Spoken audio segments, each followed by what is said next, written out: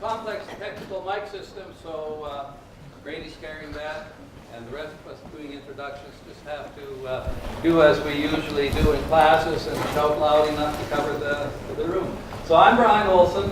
I've been associated with the Kraft Lecture for 9 years now, and this is the 9th year that we've had the Daryl Kraft Memorial Lecture. And so I'd like to thank you all for being here today. And I'm just going to play the role of being the ringmaster, so to speak.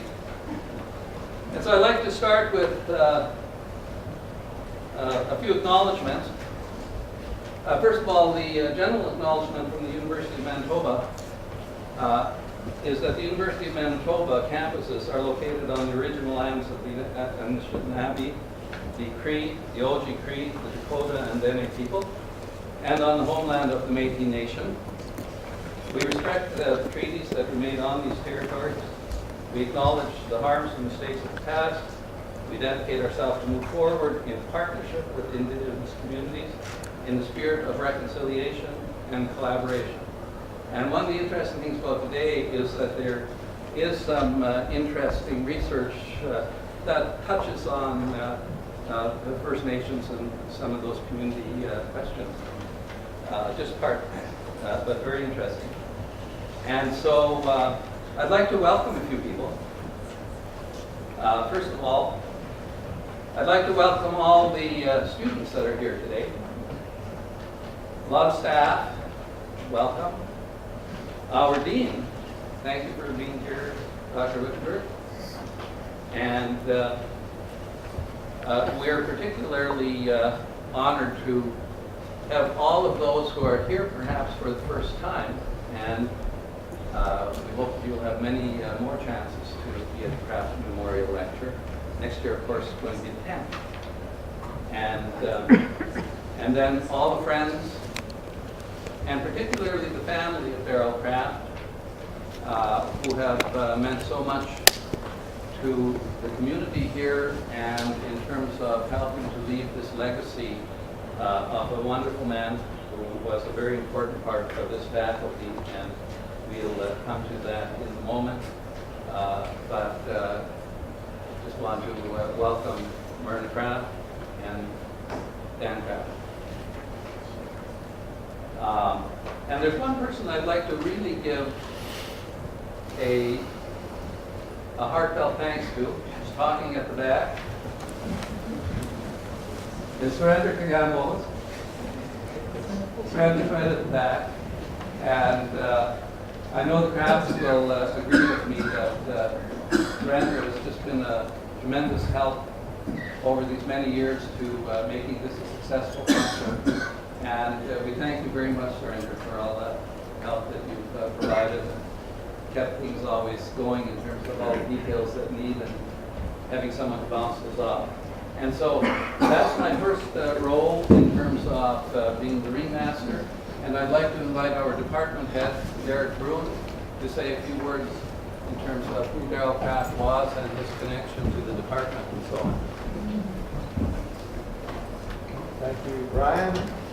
Thank you, everyone. Welcome. I think you're in for a very thought-provoking presentation, so I don't want to take too long, but it is my honor to let you know a bit about the legacy of Dr. Daryl Kraft. Daryl was raised on a ranch in southwest Alberta. In 1968, he graduated from the University of Manitoba with a Bachelor of Science in Agricultural Economics. And in 1975, he was awarded a PhD in Agricultural Economics from Saskatchewan. Sorry, that's a Saskatchewan alumni Freudian slip. No, he got his PhD from Washington State University. He joined the Department of Agricultural Economics at the University of Manitoba in 1973. And over the next 25 years, Daryl Kraft emerged as an outstanding educator and leading figure in his field. He had a gift for clear analysis, and his work encompassed a broad range of important studies in rural real estate markets, agricultural production, various dimensions of agricultural policy, and international trade. And it's similar to our upcoming speaker. Daryl Kraft's excellence in research was recognized by both the American Agricultural Economics Association and the Canadian Ag Economics Society. The Canadian Society named him a fellow of their society in 1999, and his PhD thesis won the American Agricultural Economics Association for the best thesis of 1975.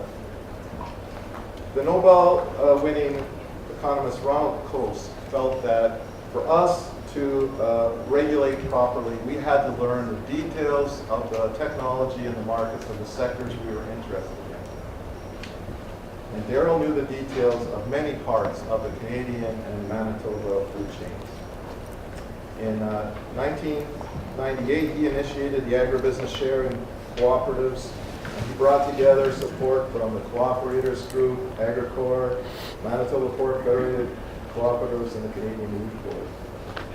He served on the Milk Prices Review Commission, the Manitoba Rural Adaptation Council, the board of the Winnipeg Commodity Exchange, the coordinating committee of the World Grain Outlook Conference, and the Agriculture Committee of the Manitoba Chamber of Commerce, and he was a member of the Cereal Processing Committee in Agriculture Canada. He received the Teaching Award of Merit from the National Association of Colleges and Teachers of Agriculture.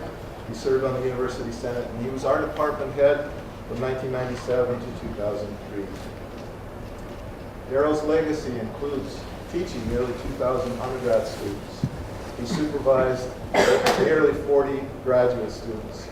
He influenced his discipline with insightful, clear, articulate policy papers and presentations. He had a knack for explaining policy issues in a way that led to understanding of those issues by students, by journalists, by politicians, in a way that really improved Canadian society. I first met Daryl when I was working for the PFRA at a time when the Crow payout was being considered, and Daryl quickly identified the colossal hole of my understanding.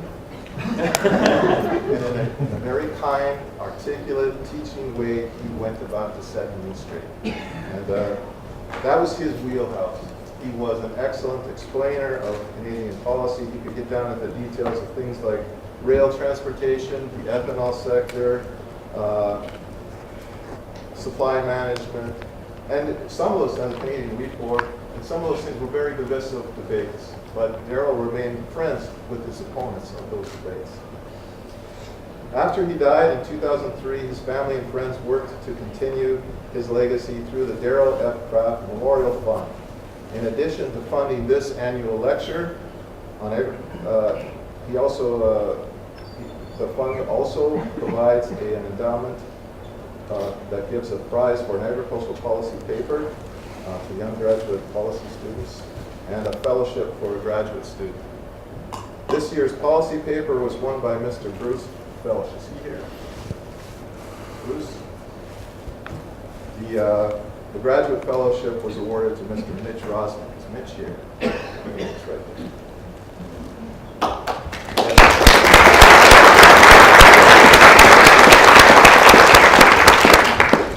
So all these students and these winners of the fellowship, the policy papers, are part of his legacy. The past Kraft lectures are posted on our department website and have included prominent economists from across North America, and I feel Dr. Brady Deaton is a worthy new member of that group. Thanks again to all of you for coming, and enjoy the night.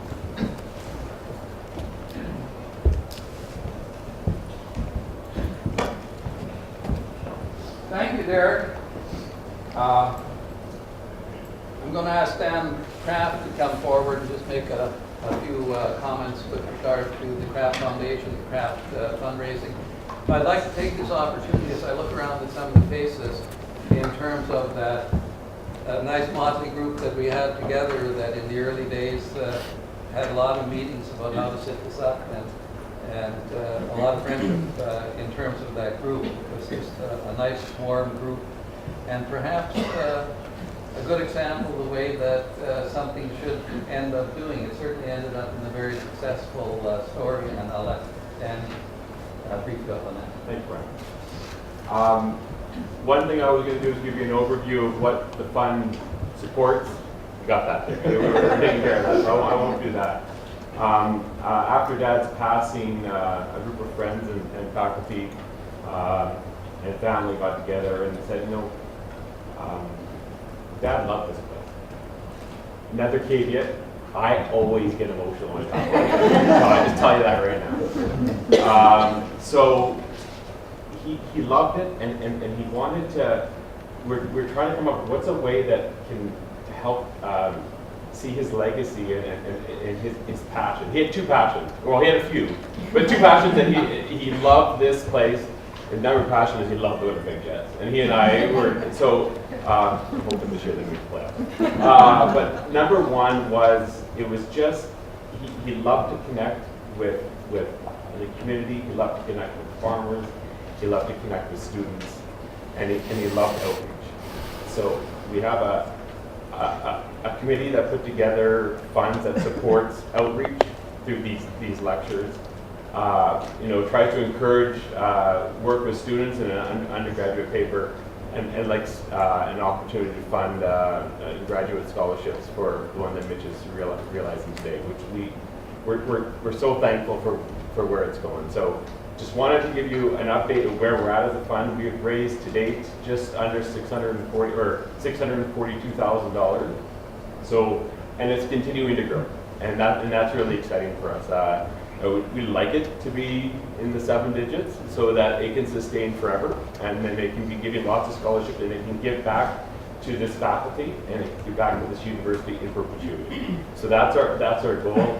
We really appreciate how this has been embraced by the department, Brian, Derek, and others, and seeing this through. Just really thankful and looking forward to today's lecture, and then spending some time with you after for dinner. Okay. Thank you.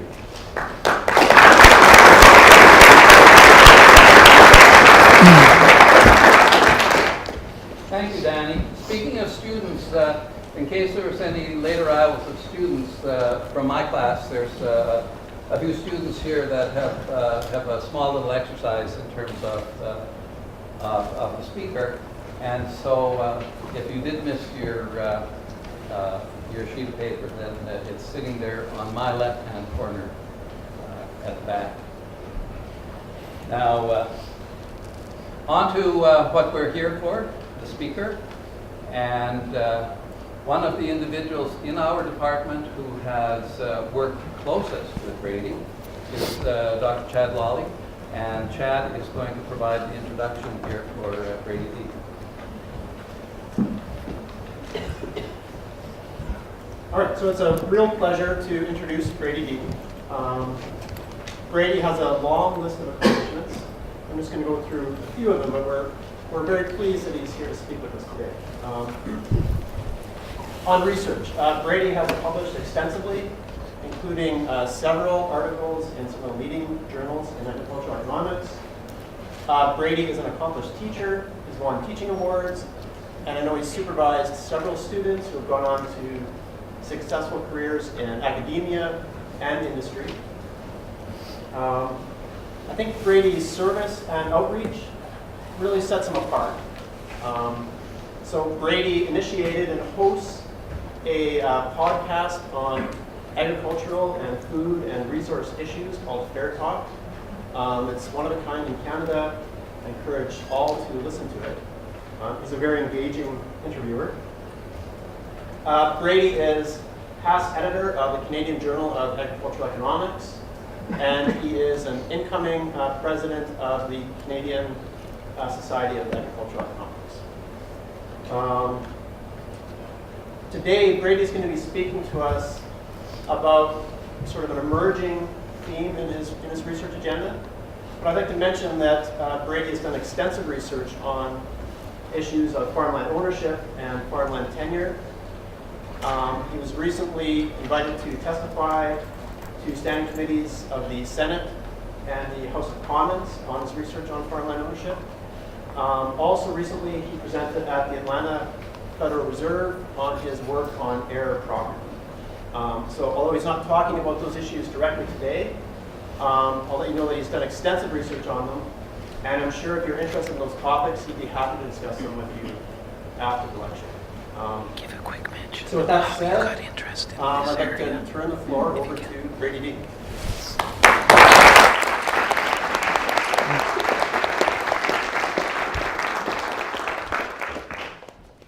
Thanks very much, Chad. Just as I was coming down, Brian gave me, told me he wanted me to raise something about how I got interested in this particular area that I'm going to talk about. And the reason why I'm interested in this area of talking about how we as a society allocate land and water, and particular focus on First Nations, is really following my students. They were increasingly interested at the University of Guelph in First Nations issues. We were doing research that, as I hope to talk about today, that resonated with some of those themes. And so really, this research that I'm doing now very much follows the lead and interests of my students. And I've been working in this area for about the past 5 years, and it's an important area to try to learn about and to gain institutional insight in. So I'm going to be talking about land and water. I'm going to give a focus on First Nations issues, but the overarching theme of this presentation, the overarching theme is what I'll call an institutional alertness. That is an awareness of institutions and their importance in playing an important role in structuring the relationship between people with respect to things. So what I mean by institutions, it will be enough for the purposes of this presentation to think of them as Douglas North, the Nobel Prize winning economist, as described as the rules of the game. But I want to make an important point that I will develop throughout the presentations, that institutions not only constrain, so as children we're all familiar with the idea that institutions or rules tell you what you cannot do, but they are also critical and essential to expanding opportunities. Anybody closely watching the NAFTA negotiations today knows that the rules of the game will play a tremendous role in whether trade between nations is diminished or expanded.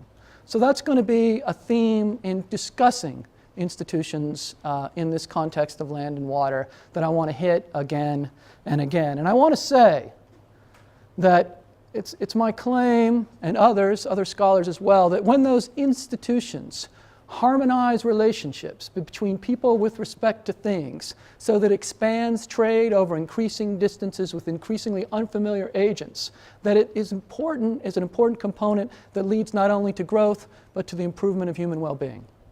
But when those institutions fail to do that, when they have a pernicious effect, when there's instead of cooperation and harmonization, there is dispute and conflict, then the effect is diminishing. And the localized exchanges that occur do not enhance health and welfare. I just finished a study with my colleagues recently where we tried to look, despite the fact that over the last 20 years or so there's been a general decline in the rates of undernourishment in the world. We tried to look at the countries where rates of undernourishment were high and where over the 5-year period that we were studying they were increasing. Those were countries like the Central African Republic, Pakistan, Afghanistan, places where political instability is such and that the underlying institutions can't harmonize relationships between people, often out of fear of violence. Those are places that aren't succeeding.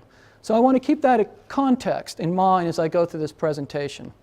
Now, to develop the institutional alertness that I'm going through within the context of the First Nations issues that I'm going to talk about, I want to do that in 3 ways. First, I want to kind of describe to you with compelling metaphors, if you will, metaphors that you can carry with you out of this room and will kind of sit there and be lodged in your animal subbrain so that when you're looking at issues or you're looking at a problem, you'll be alert to the potential of institutions. The second, and this is mainly for the students, I want to talk to you about how I've come upon this general research area, not just through reading, but through experience. So I'm going to take a couple of slides and a little bit of discussion just to talk to you about my post-master's degree experience before I went back to do a PhD. And then third, I want to talk about the kind of research we do as ag economics, and I want to develop that research in the context of this institutional story that I'll be telling through the presentation. So that's the promise of the presentation, if you will. Those 3 things are what I hope to accomplish.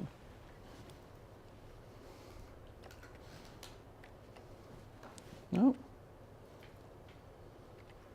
So let me just begin with a quote that I think is worthy, because this institutional insight we do all the time as ag economists, and we need to start taking what we do well and start thinking about maybe not less conventional issues. And here's a great quote. "The most enduring intellectual capital that agriculture economists can provide to resolve sustainable agriculture issues will be through improved institutional arrangements." All right. That's why we're here. Okay. Now here's the first tattoo, if you will, image tattoo I want to kind of sear into your animal subbrain. This is a picture of basketball players from the Toronto Raptors, right? And each year in my undergraduate class, I ask my students, I say, what explains the relative differences in salaries amongst basketball players? And I get all sorts of great answers.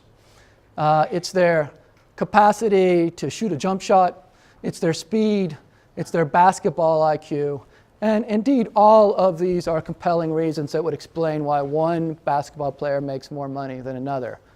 But they seldom say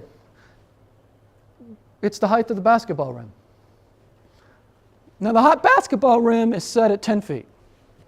But if you were to suddenly change the height of the basketball rim from 10 feet to 5 feet, you would radically alter the comparative advantage of basketball players presently. You might argue that shorter people about my height, would be relatively, have a comparative advantage relative to taller people. I might right now be playing professional basketball rather than talking to you. And so my lifelong goal is to change the rim now.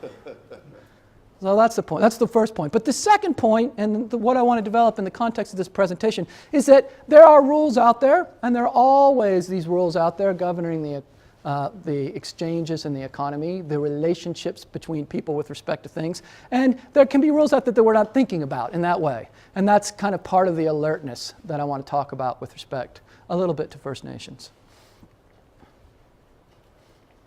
All right.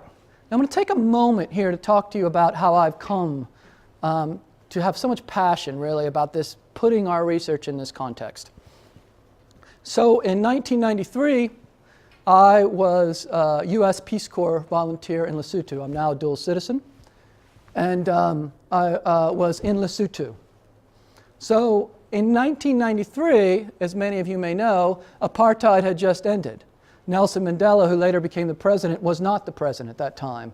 And the vestiges of a system, of an economic system that segregated people on race were very apparent to me as a very young man after finishing my master's degree. So I saw firsthand, undeniable, the role that rules play in constraining and leading to deleterious effects. But I also witnessed it firsthand. At a more detailed level, the kind of case analysis that ag economists are often looking at, this was one of experience. So this is a picture. I lived in this village, which was about 15 kilometers from the nearest all-year dirt road that you could pass in terms of dirt and get a car across. And this is basically most of the adults in the village that I lived in. And my hand is on the leg of the chief of the village. And I was sent from a project that it was seeded from a nonprofit, but then developed with the elected government, which was didn't have much impact in this area. That the chiefs of this area basically set the effective rules, what we call the de facto rules. I was sent with this idea, and the idea was, look, the soil quality is horrible, the cattle are overgrazing. Here's how we solve this problem. We're going to change the rotational grazing system. We're going to move animals in from one place to another more rapidly than the traditional grazing pattern. And that's going to lead to more soil quality, and that's going to, of course, lead to better cattle, and that's going to improve the well-being. The problem with this plan, of course, I was younger. You were younger, too. I was younger then. And I said, great, sounds good. But what I realized almost instantly was that the rotational plan crossed 4 chieftainship jurisdictions. And these chiefs didn't get along. They hadn't been involved in making the plan. There was no transparency. And this project was a complete failure. Now, I did other things, but imagine spending 2 years of your life in a village with a project that was dead from the start. Well, you learn to listen, and you learn to think a lot. And so my first experience, and of course a broader level, was a complete failure in a sense in terms of, but it was a complete success in terms of the path that it put me on. So that after that, almost immediately after that, I went to work in the low-income regions of the Appalachian Mountains. Now, specifically, I went to eastern Kentucky. And I was working in formal coal mining areas, and these areas, as you may know, figured prominently in the last US election. Coal is no longer there, and these are the poorest rural regions in the United States now. But the challenge that I was particularly working on, and this anticipates our discussions a bit about First Nations, the challenge that I was working on was one of water quality. And the problem was that the history of the region was such that there were many rural communities. They're rural in the sense that they're located far from a population center, but that their housing structure is dense. So they have urban-like housing in very remote areas. And these urban-like houses in very remote areas were not on municipal water and sewer, despite the fact that they were in some cases close to rural cities. Small rural cities that had municipal water and sewer. There's a long history why this is so, but the simplest version of it is that coal companies came in and built housing for their own labor as separate for a variety of reasons from the existing cities that were there.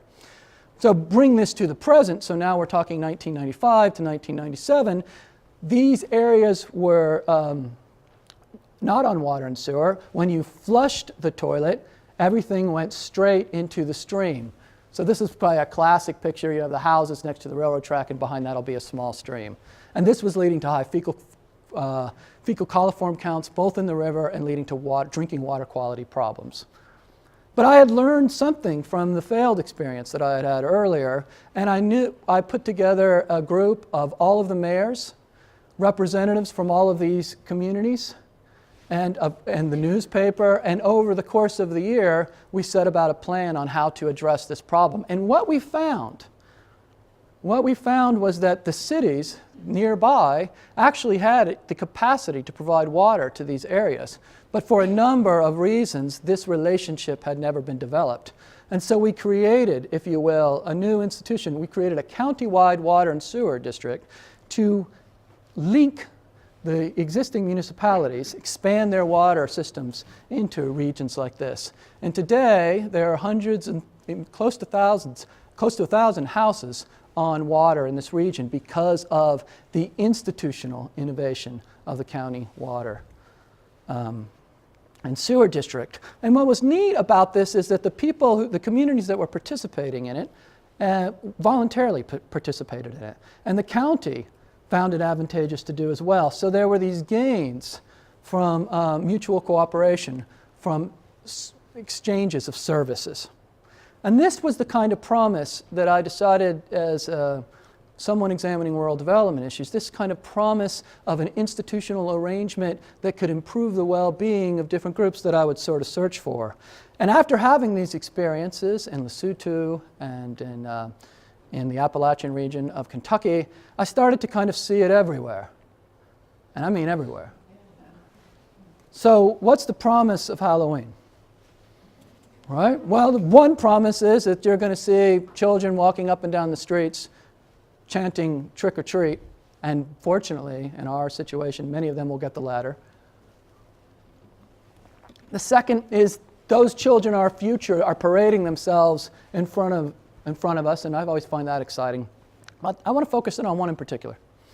And this is the one that I experienced, that I always, as an economist, take great glee in. My children would walk relatively the same streets.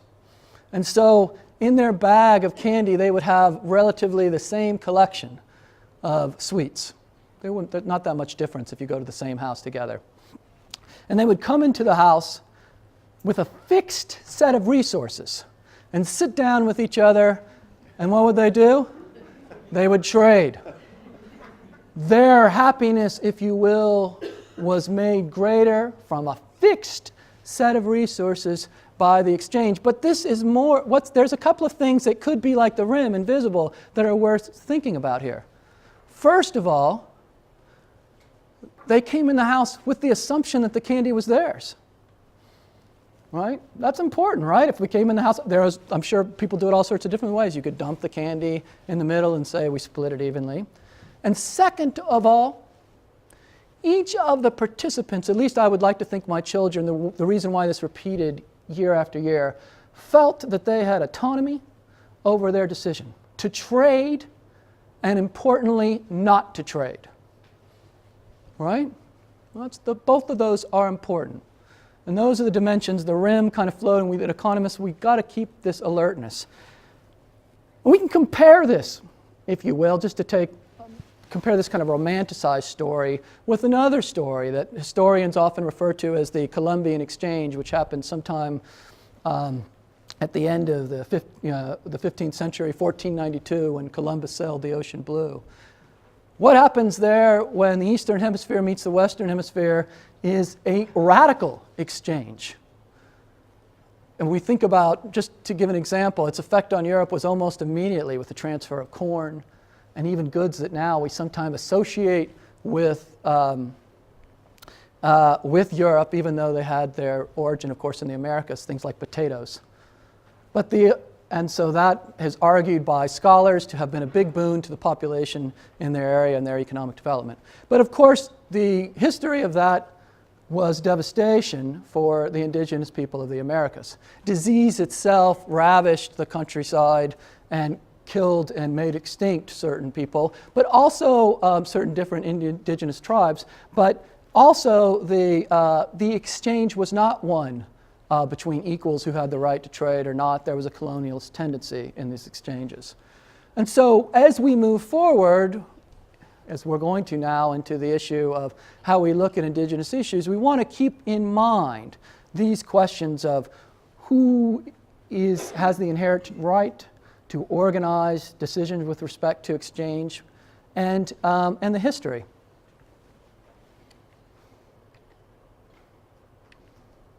So now I want to tackle an issue that my students wanted to tackle starting about 3 or 4 years ago. So you will all know, you've all heard this. If you watch the news today, because of the new census that's come out, they're talking about the heightened indigenous population. You'll all be familiar with this story.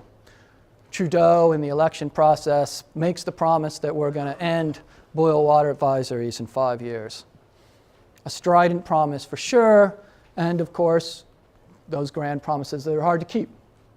And so now we're working through how to do this. But when the promise came, we took it literally. We took it as, how would you do it? What would it mean? What could we do? And so we started having these conversations.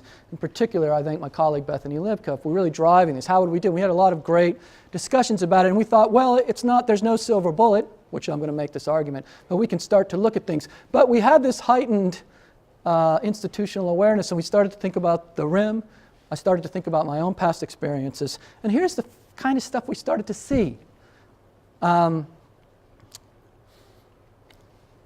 We started to look around us and see things about the rim, if you will, see underlying rules that we hadn't thought of before. I, for example, learned for the first time during these discussions that the city of Guelph provides sewer to a nearby city of Rockwood.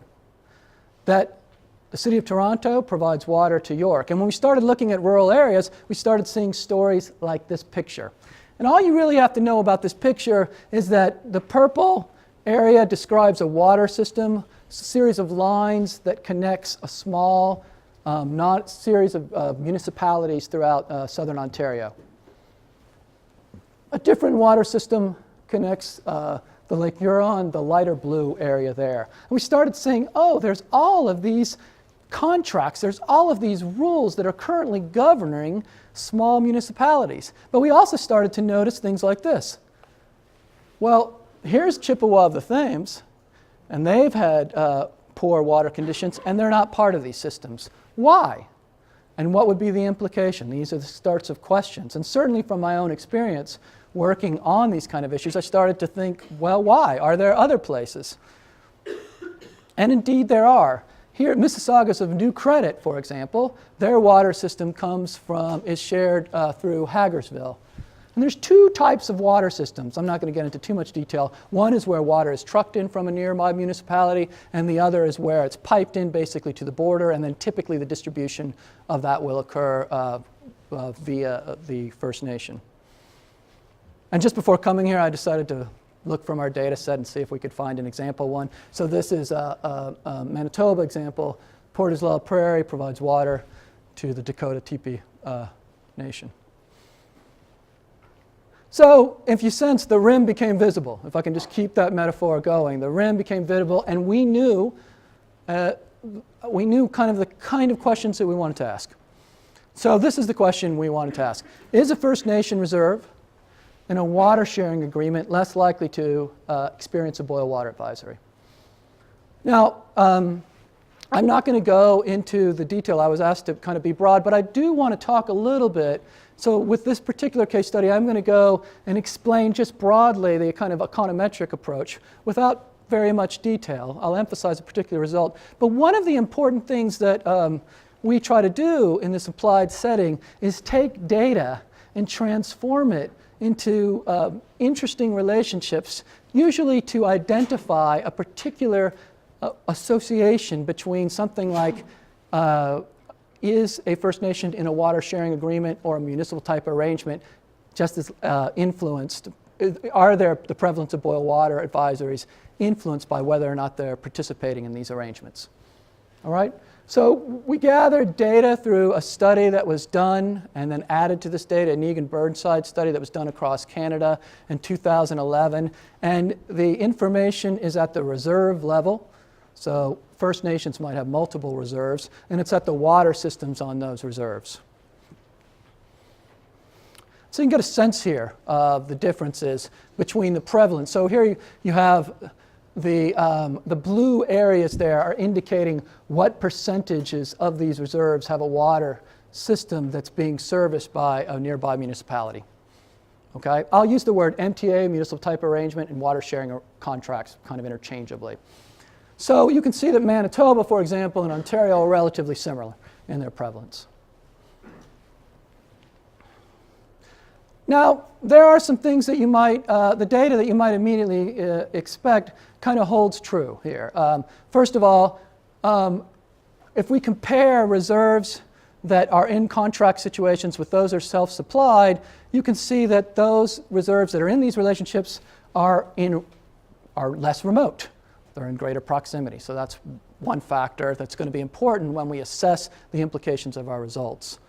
And also, importantly, the population density matters. So if you're on a reserve and you have, and you're spread out, then a water sharing arrangement may not be appropriate. But if you have greater population density, then these type of arrangements might make more sense. And so a lot of what you might expect on the decision to enter into a water sharing agreement holds true in the summary data.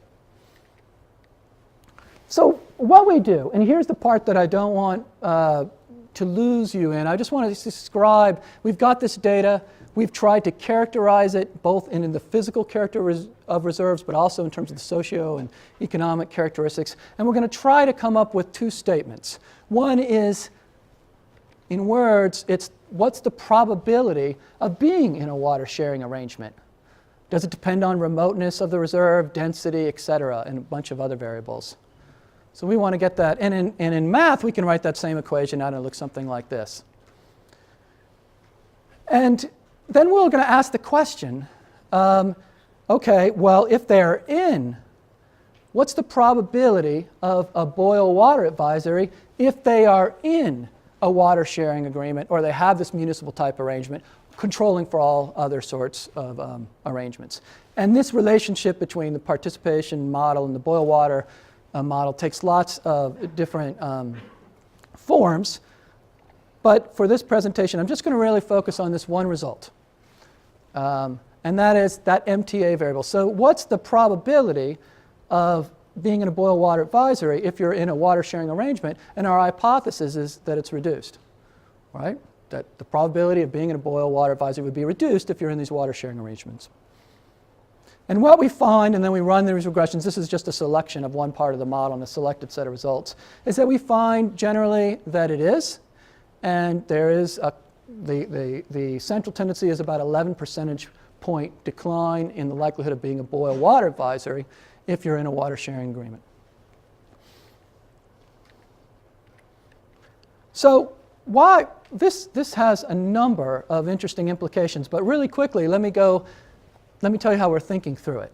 So what we then did, and this is only in Ontario have we done this, we then looked at those First Nations that were in what we'll call the feasible zone, those that are close enough given our data on the information between the distance between municipalities and First Nations that are contracting, how many First Nations that are currently on boil water advisories are in this feasible zone.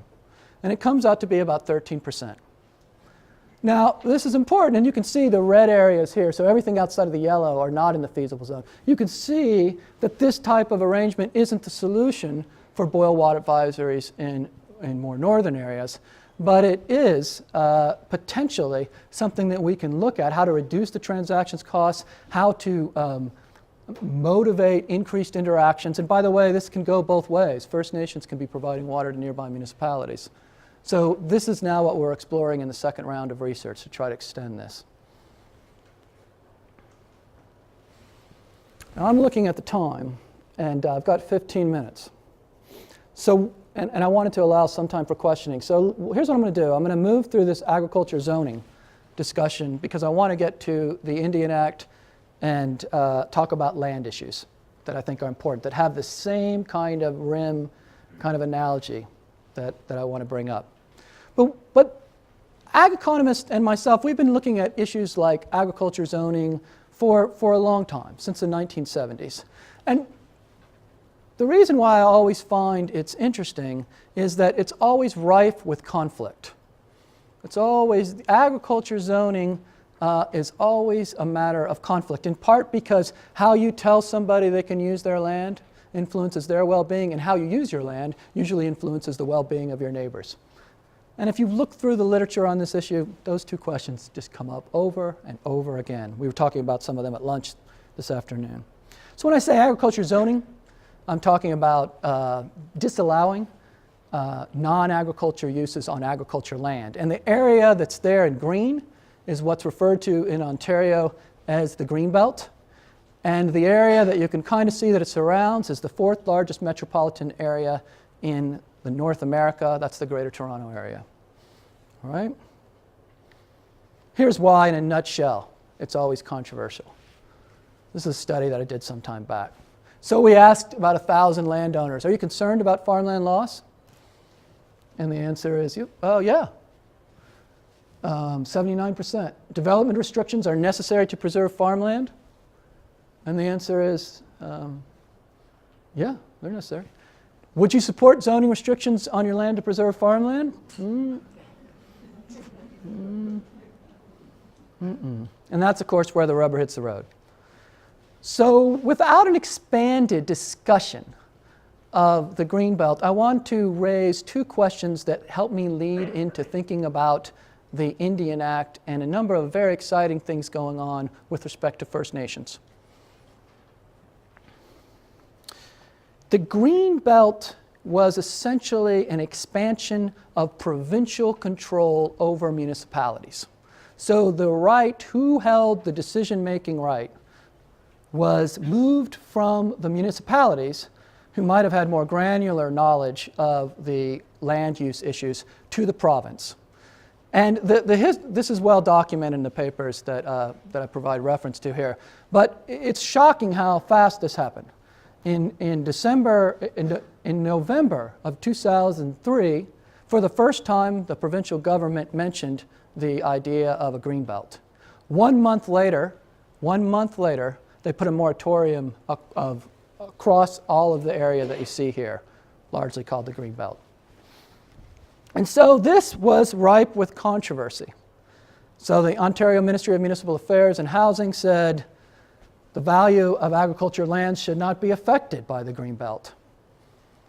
Well, that's kind of hard because if you're altering the future use of land, then you would expect that to be capitalized in the present value. But that was the position.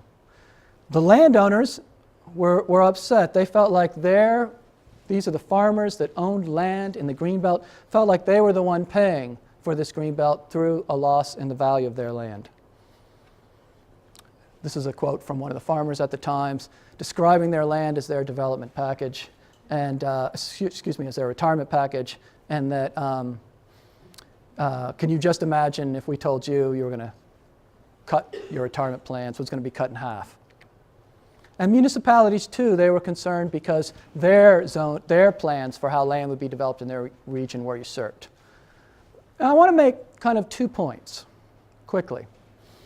The first point is that the issue of who should be making the decision with respect to land is something that agriculture economists in a conventional setting have been examining for years. In fact, our study suggested that there was an effect.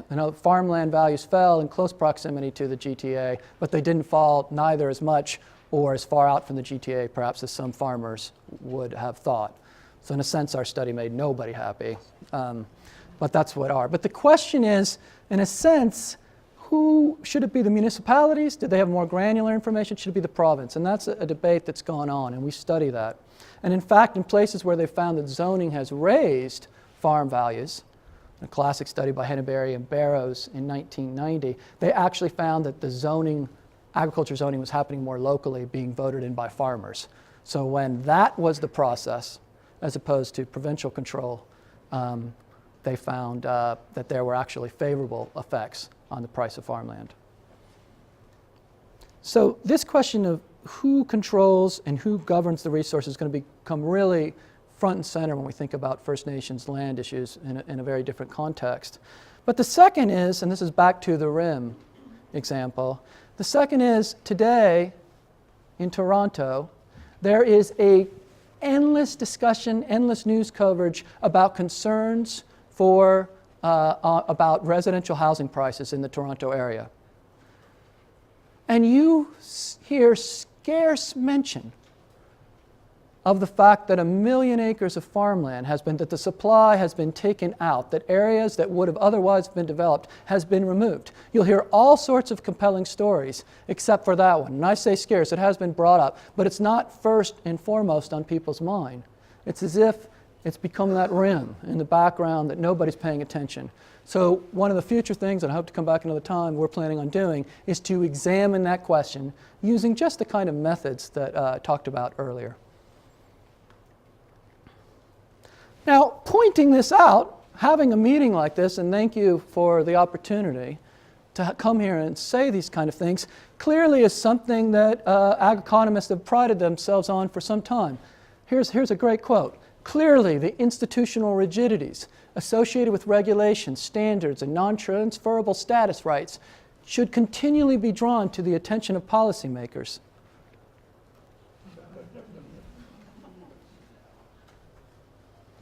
All right.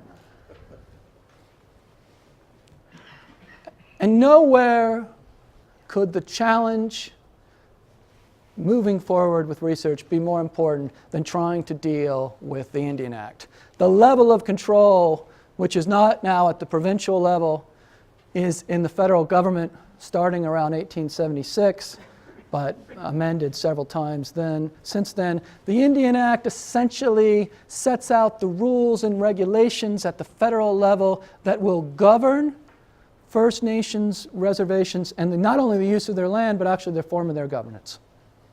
And so the land and the way it's used, it's not being made at a granular level, it's being made at the federal government. And there are, north of more than 600 First Nations, and they are all homogenized under this Indian Act. So the question of who's making the rules becomes really important. And from a transactions cost story that Derek mentioned, Coase and his importance of thinking about transaction cost story, it's an utter nightmare. Because any change in the rules that govern the land has to not move through, is not decided at the First Nations level. It has to move through approval through the federal government.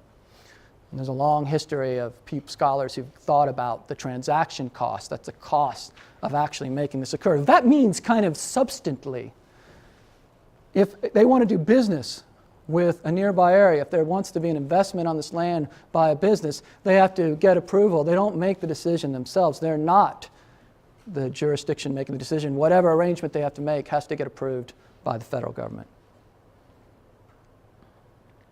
But the rim is changing, and it's an exciting time for research in this area. And I want to make you aware, if you're not, and many of you may be, about what's called the Framework Agreement. So starting in the 1990s, a group of First Nations led by Chief Louie and the West Bank First Nation started moving towards what is referred to now as a Framework Agreement. And the Framework Agreement just basically identifies the principles under which First Nations would have the right to set their own land codes. That's a recognition of their right to make their own rules, opt out of particular sections of the Federal Indian Act, and make rules with respect to land. Do as Chief Louie said in a podcast that I have, he said, do business at the speed of light, reduce these transactions costs, but most importantly, not just about outcomes, recognize almost from a Hayekian perspective, who has the right to make decisions with respect to land. The Framework Agreement almost from the start has been a large number of First Nations have become operational. So there was the Framework Agreement that was signed by First Nations in 1996, and then it was codified into law in 1999 by the federal government. And to enter in, to start to develop your own land code, a First Nation has to go through a long, transparent process of developing land code, having votes on it. And once you're fully operational, then you're essentially, these are First Nations that are making their own land use decisions with respect to planning and developing and use of land. And today, there's about 73 First Nations that are operational. There's 53 that are in what's called the development stage. There's a long process that has to be gone through. So somewhere between 1/5 and 1/6 of First Nations are in this very exciting new era of being able to set for the first time their own land code. And this is the kind of research that we can do. I mean, the Broken Head Ojibwe Nation, which I guess is just up Route 59 or something, I was trying to figure that on the map. They are, for example, a participant. They're operational under the Framework Agreement. So we've done studies exactly like the one we pointed out, where we've tried to figure out who is participating. So we're at the stage right now where we're just trying to get that participation model. And what we find is fascinating. It's important moving forward. It's important for all of us to think about. What we find is those First Nations that are located in greater proximity to more urban areas are the first ones adopting. Why might that be the case? Because they're in the position to take advantage of what? The promise of Halloween, the promise of exchange, the promise of doing business. We just had Chief Hill from Six Nations to the University of Guelph. We also had Chief Louie, who started the Framework Agreement, to the University of Guelph. Both start off with this statement. Both start off with this idea: we are ready to do business. We are looking towards that. But that desire is to do so in a way with the promise of Halloween, where people's inherent rights are recognized and people have the right to trade or not. This is just re-emphasizes what First Nations are looking to do, the kind of things. One of the reasons for getting the Framework Agreement is along the lines of looking for these municipal relationships like I described earlier with respect to water. If I could leave you with one image, it would be this. If you want to go out and have an institutional alertness, I would leave you with this. This is the Peace Bridge. It connects Fort Erie, Ontario, with Buffalo of the United States. Two independent countries. That bridge provides market opportunities in ways that neither country could ever anticipate. It becomes the underlying infrastructure for all sorts of expanded opportunity. But to make that bridge, it's more than iron, it's more than steel, it requires a social technology. So this is actually done through what? Well, yes, it takes buildings, it takes builders, and it takes know-how and engineering, but it also takes something called an international compact.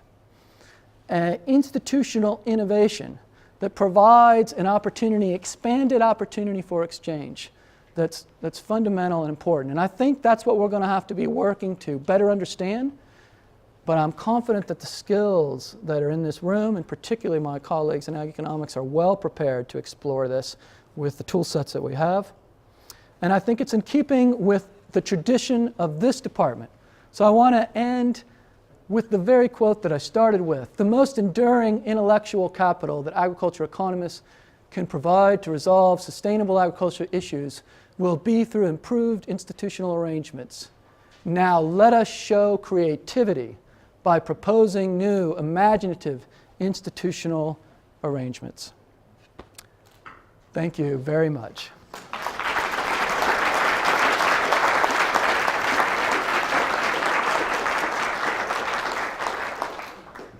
Yeah, I'm going to divide the questions here into two pieces. First of all, I'm going to invite some questions, particularly our students.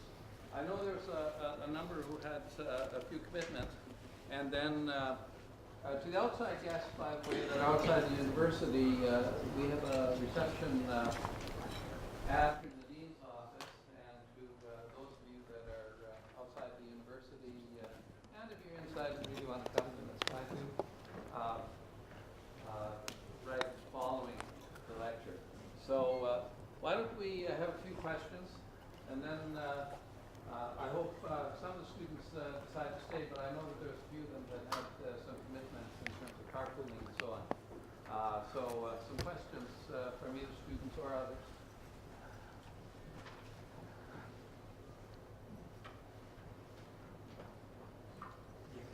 Gary, you're sitting there, and I can see that you're going to ask questions.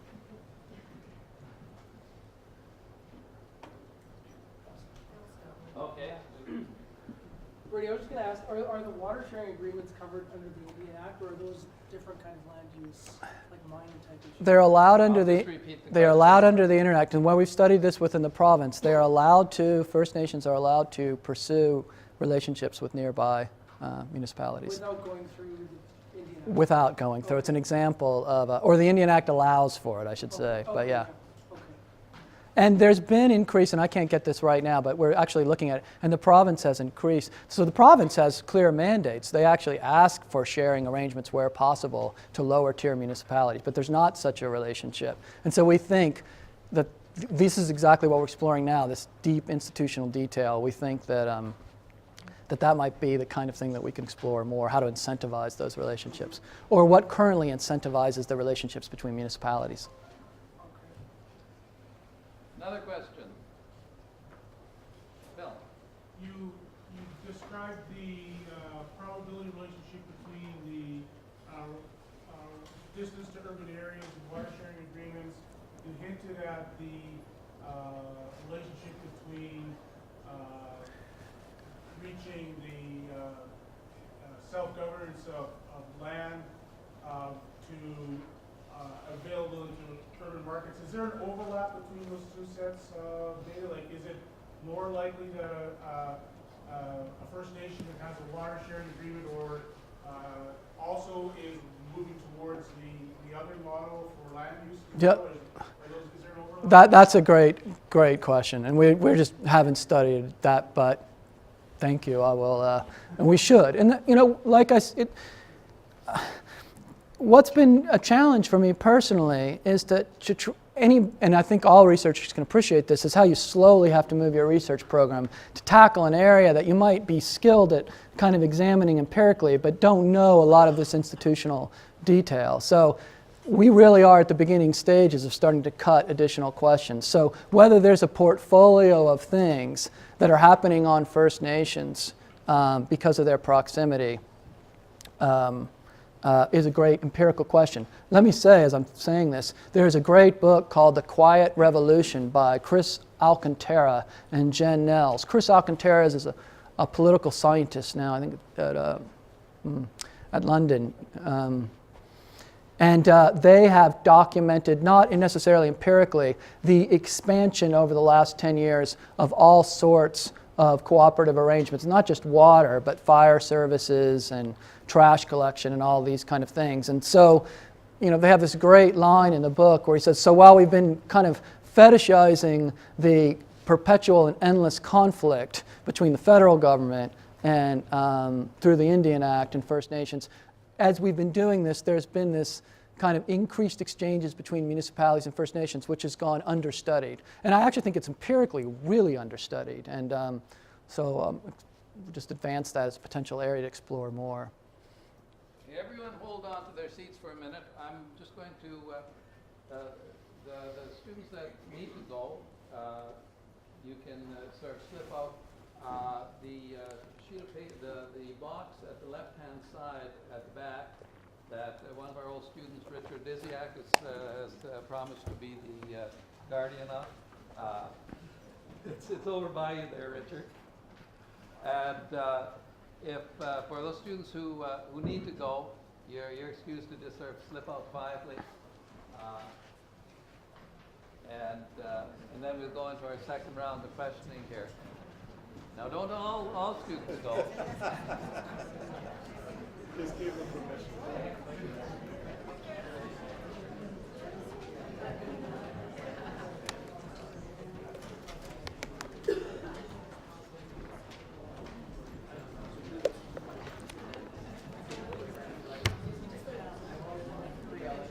One of the people, as the students are doing this, I don't know. One of the people I'd like to thank for his, Unrelated. I think he's attended pretty well every Kraft Lecture and has provided some of the best coverage you can possibly get. Is one of our farm reporters, Alan Dawson, right here. And I do want to thank Alan and acknowledge the absolutely excellent coverage of the farm sector that you have done really over the 3 or 4 decades. I mean, you're so much younger than me. But thank you very much, Alan. Thank you for the coverage that you've provided all of these important topics over the years. So I'll open it up to questions again. Can I go? How about Chuck? I was very interested in the use of the bridge as an infrastructure identity. Have you considered the possibility you probably have of adding education as an institution and a transportation infrastructure? I'm going to look at those as well. I hadn't considered it, but it's really interesting. Actually, I started thinking about recently. I heard. I'll just talk about the roads. I think I would like to look at more international relationships and study the character of those almost from a legal and an economic context, the character of those relationships, and then see if I can abstract that and do the kind of analysis that economists can do. The bridge is really an interesting example, right? Because it's kind of like, and I'm losing the word now, but what's a computer like? It provides a basic infrastructure of opportunity. So the bridge connects people, but what is being connected and the innovations are going on between individuals. It's a real economic driver. So I started to become more interested, and of course the internet does that too in certain forms. And what are these things out there, and what are the institutions that make them work in different settings? And so the bridge in this point is that I'm trying to really bring about is that neither the United States nor Canada feels threatened about their autonomy, and lots of exchanges going on all the time. But it does require more than an engineering solution to that. It requires a social technology, and being alert to that, I think, is part of how we can kind of meet what Daryl suggested that we go out there and do. Look for those opportunities. Yes? My understanding is the Indian Act is in the process of being abolished. What would be will that increase the opportunities for these arrangements going forward? So you might know more about that than me. I don't know. The Indian Act, as historically, has been talked about being abolished many times. And so I don't know where exactly that we are. We know we created 2 new divisions of government, and we're trying to deal with that. But I don't know exactly what the timetable is on that, and I don't know enough detail to give you a really good answer. So, yep. I was taken aback by the slide that showed the percentages of First Nation groups that had agreements, watershed agreements, and those who did not. Some of them in Manitoba and Ontario were above the 90%. My question is... Wait a minute, what above? About 90%. 90%, as I understood from the slide, of the First Nation groups did not have Yes. watershed agreements. Let's see Is if that we can right? share Yeah. that question with Yeah, the so audience. from our data, the water systems on First Nation reserves in Manitoba, 93% of them would be Yeah. self-supplied, yeah. Yeah. So that's from, yeah. Just to elaborate on what my question specifically is, and you also mentioned the Checoas, forgive my pronunciation, First Nations, as an example of a group that does not have this watershed agreement. My question That is, does. The Dakota, does? the Dakota's Chippewa. okay. You mean here in Manitoba? Or are you talking about Ontario? Not specifically sure about the location Okay, of the, all right. the First Nation group. I just thought of one. Okay, so the one did not, yeah. Yeah, so In Ontario. Is it only the remoteness that the remoteness of the First Nation groups that affects, or is the reason why they do not have a shared water supply with say, nearby rural cities, or are there other obstacles? I think one of the, like, if you want to, yeah, so if you want my guess of what's not in that model that's really important that we're getting anecdotally. So we're now working with political scientists and First Nation research to actually go and try to probe these kind of questions. But one is that there's a sense oftentimes that water infrastructure is important to creating, is an important symbol of autonomy. And so First Nations may or may not want to be in a water sharing arrangement. They actually may want to work through the federal government to create their own water system and supply. They may view that as an important detail. And my guess is that's part of what's, if I had the factor that's not in the model, that's very important. And so there may be cultural reasons for that. There may be economic reasons for that. Some people look for when I was working in the Appalachian region, even though they were a rural community, was actually putting in a water system in this rural community, and it made sense. And at the time, we were working with these groups of people, and we were like, well, why wouldn't you just want to get it from this nearby, what's called the city of Whitesburg, that was nearby? Why wouldn't you? And they were, we want the jobs, and this would be 2 jobs. But those are the kind of things that may be going on there that we're not picking up. Just to follow up Yep. on that, the percentages were much higher in the Yukon and BC, and I was wondering if it had anything to do with, they have different treaties. as Right. well. It could be the different treaties in Yukon. It could be that's very difficult to provide water system, and almost all of those are trucked. So, Question back. Speak loud enough so the people behind you can hear it. I was just noticing on that table where you showed there would be sort of a reduction in oil water orders, orders when there was an agreement for an MTA. The location of the reserve, so BC and BC and Manitoba seem to be quite protected. Like almost the values are twice as high as the MTA. Is there something provincial structure? yeah, I don't. Those are great questions. So we did find. So there are. So just to kind of build on this question, when we run this regression, we have variables that try to account for differences amongst each provinces, and those variables turn out to be statistically significant. So those variables, whether you're in Manitoba or somewhere else, influences the likelihood of a boil water advisory, or also in participation. Those variables turn out to be significant. So, and those are usually, we don't really know the underlying reasons why that might be true. Could be, well, we try to control for those other reasons, but they come up. Other questions? Yeah, just when you talked about these framework agreements, I'm reading the great quote about improved institutional arrangements. Yeah. I think a lot of it comes down to trust. And so I'm curious, you've seen these 73 communities, they've got these agreements. How are they building the trust to, if you want to create innovation, it's trust between the municipalities and agreements. What are some steps that they're doing to build trust to help them thrive in these framework agreements?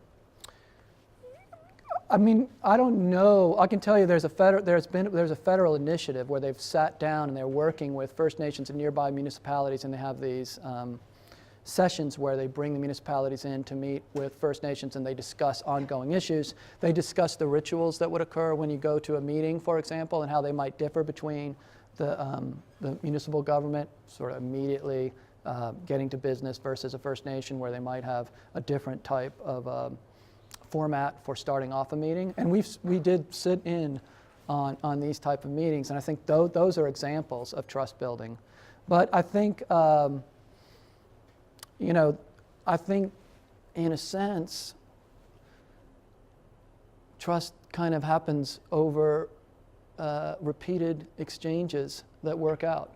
And my guess is, the reason why trade works between my children is we would have stepped in if my son hit my daughter over the head and grabbed the chocolate, and that that the real trust that we can work towards will not be sort of just sitting down and having a meeting, will be kind of exchanges that have endured over time that lead to the next kind of exchange. And so that's my sense of how that happens. I do have an interview, a podcast with Chief Louis about the framework agreement and his role in initiating it. It's on Fair Talk. I think it's a really good discussion about the detailed history of what they went through to make the framework agreement and the motivations for doing it. But you get the sense that in some cases there's just this leadership, there's this sense that there are opportunities for gains to exchange, and they want to make that happen. So. The land code, Yeah. I'm assuming that's zoning, but I'm also curious, so I wouldn't mind hearing a little Yep, bit I'll more develop about that if you what like. the land code is. I'd also like to know if it includes the assumption of acquiring more land or selling land. Okay. So the land code is broader than just zoning, though it includes it. The first thing that comes out of the framework agreement is the recognition and that the governance of land will, with certain principles, will reside with the First Nations. So the land code could be anything from how deep you're going to put a water or a sewer line to how you're going to make a lease arrangement. Currently, if you made a lease arrangement with, say, a nearby company, that would have to go through the federal government where it's placed and be approved. That approval process, I think it's the first time, Chief Louis says in the interview, it's the first time in Canadian history that the First Nations are recognized with the right to not only apply rules, but to develop those rules as they see fit with respect to land.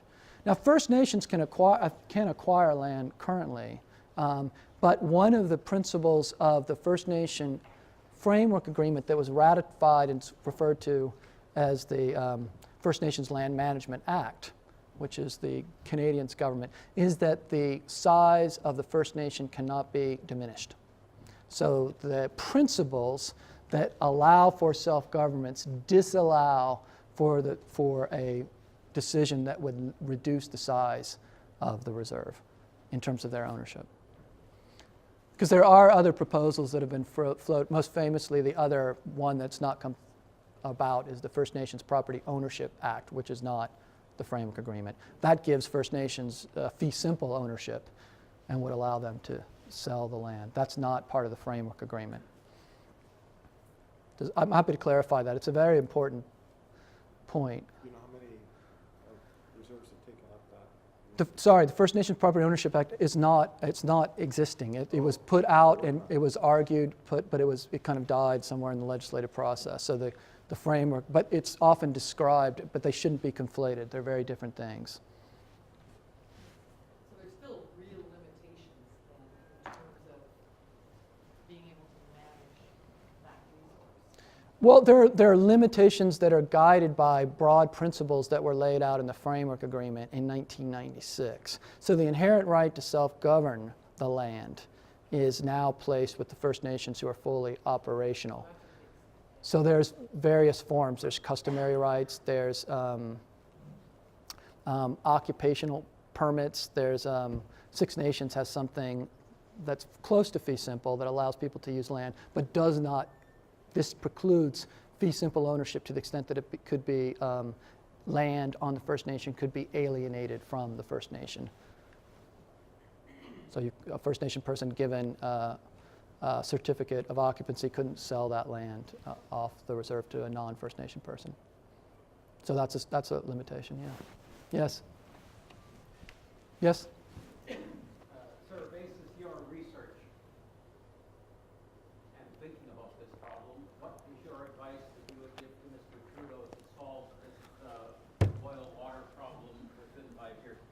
Great. Well, he may have bit off, but so here's the way. That's a lot in the timing of that. First of all, I think you have to define exactly what you mean by eliminating boil water advisory. So economists love to do this. What's the starting point? I would love to hear, and I think academics can participate in this. So first of all, do you mean complete elimination, or do you mean that the prevalence of a boil water advisory would be the same on First Nations as it would in non-First Nations? And all of those kind of very rigorous, because right now it's a moving target that doesn't seem so precise to me. So that would be that's how I would start. And the second, I would look into this, there's going to be a portfolio of efforts, and I would immediately look into, potentially on a short-term basis, the research that we've done. Now the research may or may not be right, but in the short term, we believe that there are municipalities in close jurisdiction to some percentage of the boil water advisories that could provide water to those. And to compare the cost of doing that with the alternative, it seems to me that the approach now is largely investing in infrastructure. At least in the short run, that could be part of the portfolio. So defining the terms, looking immediately for how you can get down to 13 to 15%. I should say that this research has, if you don't mind me just kind of building off your point, after we did this study, we got very excited. And then somebody said, yeah, but what do you know about municipalities? And we're like, oh, yeah, we better study that too, right? Because this is the interesting thing about this research. You talk about, the supplier and the demander and supplier, what are you going on? And we've been doing these careful research of whether or not cities may have water that on the short-term basis that they could provide. And we actually found doing a study, and I didn't come prepared to talk about it, but it is published in Water Resources Economics this year with David Warden. We actually did a study that identified that the rules, the underlying standards, created a very conservative amount of water that would be available. So in an emergency basis, at least for the short time, if you change those rules, you would be in a position to provide water to nearby areas. And importantly in the paper, we argue that you could change those rules with very minimal loss in the probability of a municipality not having enough water. And so that's the kind of, this research its most immediate child was this other research so that we could see if in the short term that might be a possibility. So that's all I can say. The far north areas, there's tremendous challenges, and that's the limitation of my research in terms of speaking to it's a great question. So if I understand this correctly, I think you're saying that the institutional rigidity of the Indian Act prevented First Nations from dealing with the issue of contaminated water. Is that what I take from this, or one of the things that I took from your presentation? So I was, that's the institutional rigidity with respect to the land issues, I'm arguing has constrained broadly economic development, and that the transactions cost with respect to land. So I was using that as the kind of the theme that I was trying to get across was failure and success, and looking for opportunities for institutional innovations that have allowed for success and building on those, and looking at examples with respect to First Nations that have not worked so well. So I guess what I'd like you to take away is that look at this boil water advisory situation and look at the relationships that seem to be merging between municipalities and First Nations. And I view that as a success, and one that we need to build more on in terms of examining, in terms of research, the kind of empirical research that I discussed, but also in terms of the type of institutional innovation that Dr. Kraft suggested that we move forward with. With respect to land, I'm arguing that the Indian Act basically removes the appropriate jurisdiction from First Nations to the federal government, does not allow First Nations to basically enter into the promise of exchange that I described with the promise of Halloween, the kind of romanticized exchange that I talked about, and therefore constrains economic development. So I was really tackling land and water. I was describing what I think is a success that we have to look at in terms of the rim that you might not have thought about before, and I was looking at the First Nations Land Management Act, the First Nations Land Management Act as a potential success, getting out of a bad situation with respect to land caused by the Indian Act. Success, So failure. the Act prevented them, did not allow them to use land for any purpose? It disallowed them to use land to make decisions with respect to their land outside of the set of rules that were set in place by the Indian Act. So the Indian Act, I think, has 35 sections that deal, I might be right, roughly close to that deal with land and how it shall be used. And they have a process that deals with land and how it should be used. And to change those processes, which First Nations do from time to time, or to enter into leases, etc., with nearby areas, they have to go through the federal government for approval. And the Framework Agreement and the First Nations Land Management Act is an institutional innovation that hopefully will address this. We're studying right now who's adopting it, but the next set of studies have to tell us whether it works or not in terms of economic outcomes. That's the promise of a whole set of research that we can start to get into. I was telling, and maybe I'll just make this point, I asked Sandy Worley. Now, Sandy Worley is a former chair of the Department of Agricultural Economics at the University of Guelph, and he was an outstanding researcher and a well-respected leader. And I said, Sandy, why did Ag-Econ departments come about?